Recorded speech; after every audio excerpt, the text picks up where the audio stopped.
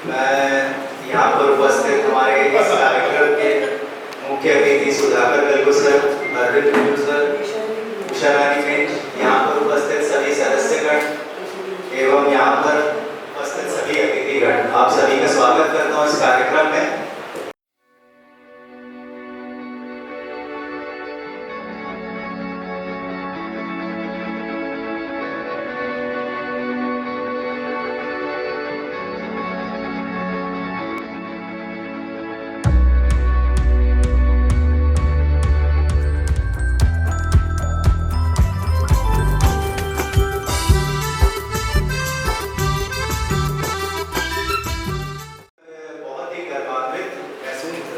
करता हूँ अपने आप को।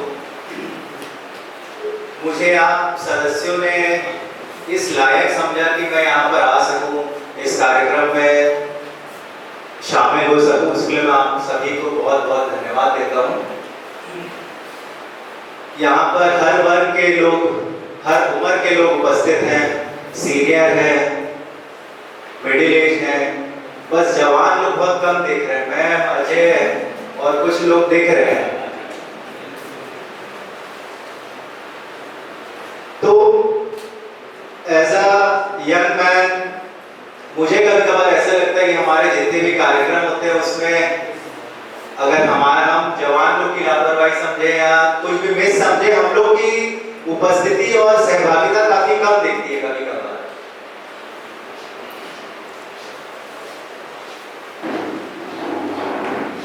और अभी कोविड के बाद हम इतने दिन बाद एक ऑफलाइन कार्यक्रम कर रहे हैं, तो नए चेहरे फेस टू फेस देखने में भी काफी अच्छा लग रहा है।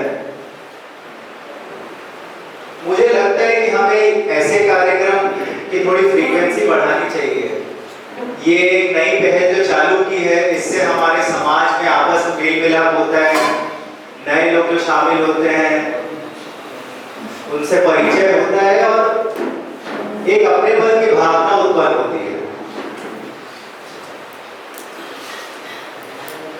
यहाँ पर अजय उपस्थित है। अजय काफी अच्छा काम कर रहे हैं इसमें। हम लोग बल्कि इससे मोटिवेटेड रहते हैं कि भाई तो इतना टाइम दे रहा है, हम लोग को भी सिखा और हम लोग को भी इंक्लूड कर।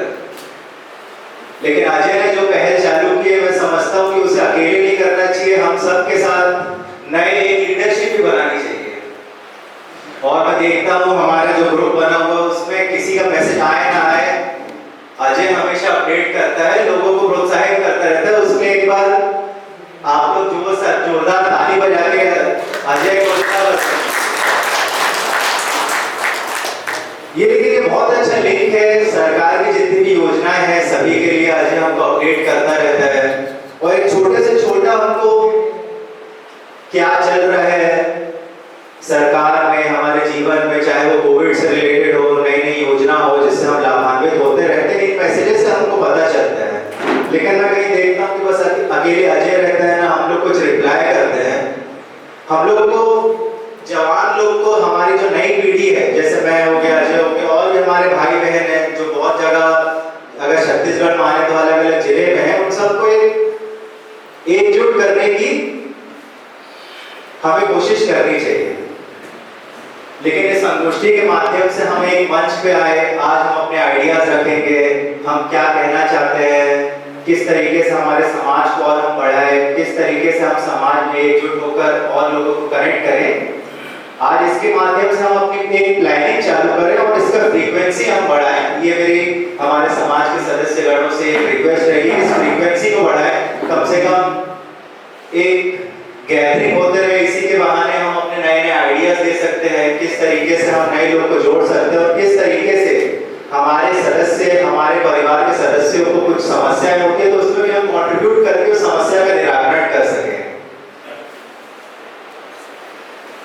आज इस संगोष्ठी खत्म होने के बाद मैं आशा करता हूं कि आज के जो हम आइडियाज रहेंगे, अगले संगोष्ठी के लिए हम प्लानिंग करेंगे, अगली मीटिंग के लिए हम प्लानिंग करेंगे और एक नई कार्य योजना हम बनाएंगे जिससे हम अपने समाज के लोगों को आगे से आगे बढ़ने के लिए प्रोत्साहित कर सकें।